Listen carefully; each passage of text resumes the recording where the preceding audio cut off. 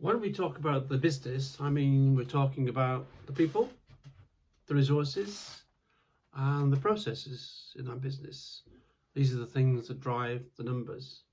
So how do we address the business when we're looking at a turnaround?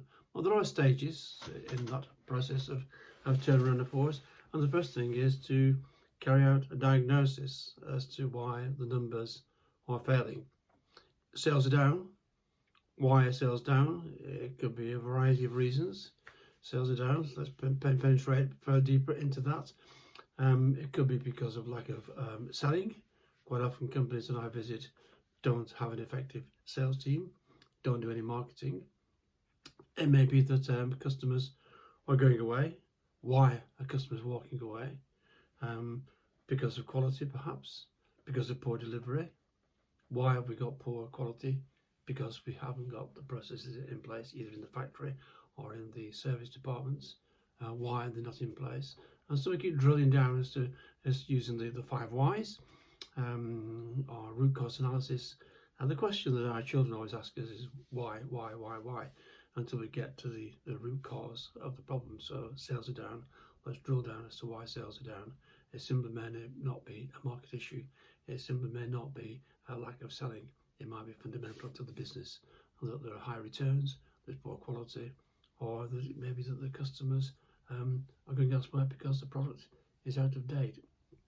So that's the first step, is to get to the real root cause of the problem, not just in sales, but in all areas of the business in terms of its performance. That's the very first step. After that, we can then start planning as to how we go forward with the turnaround. But more of that later.